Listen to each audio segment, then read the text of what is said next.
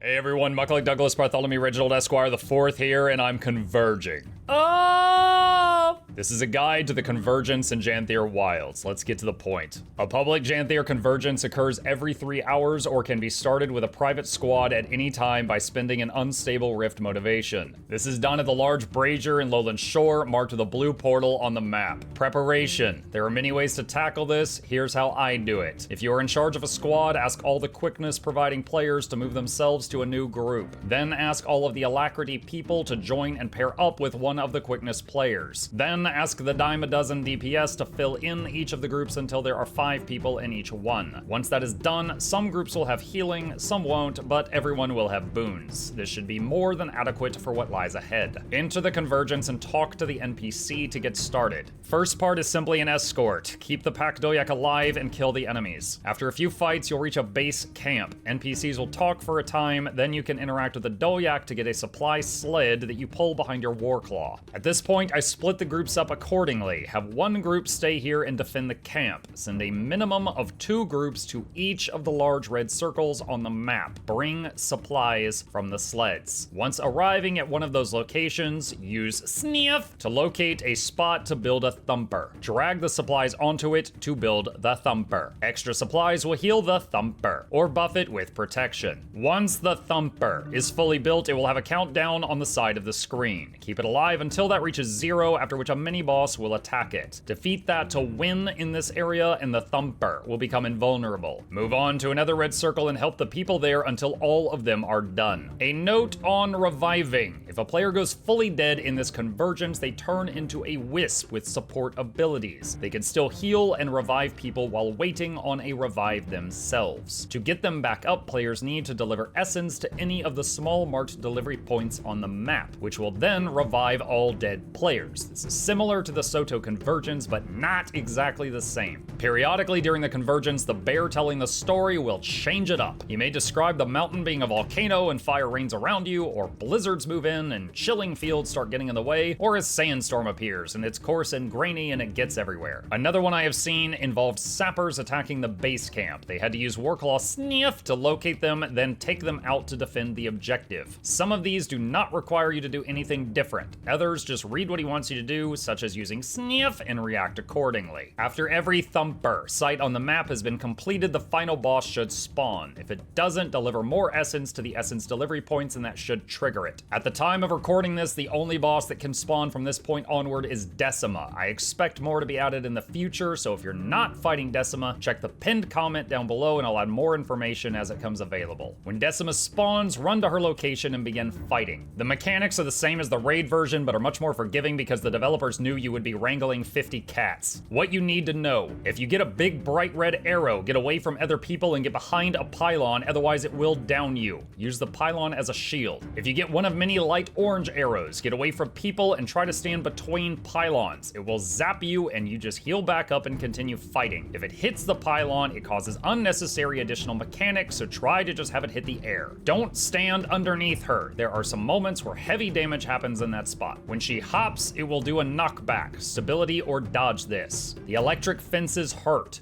Don't touch them. When she does the left stomp, right stomp, center smash pizza slices, you could just heal through this. If you want to dodge the pizza. It hurts the most. At 75, 50, and 25%, she will vanish and you will need to use the Warclaw Sniff to find Stinky Titan Sweat. After the squad has found enough of it, everyone will get a special action key which teleports you to Desima. Green circles will move from the pylons toward the boss. Block them with your body to prevent the boss from acquiring buffs. And if it needs to be said, red areas are bad. Handle these mechanics until she gets to 0% to win the convergence. A reminder once again that more bosses may be added to the pool, and instead of Desima, you may get something else. If it is a simple encounter, I will pin the instructions under this video. If it is more complex, I'll make another video and pin that instead. If you enjoyed this video, please consider leaving a like for the YouTube algorithm, comment if you have any questions or if you know any tricks and tips that I didn't share, and subscribe to the channel if you'd like to see more content. Another massive thank you to the supporters on Patreon and Twitch who keep this channel alive. If you're interested in becoming one and getting more videos and perks, there's a link to that in the description. Now you know how to fry like a scrid on a lightning rod. You're welcome. Click these links.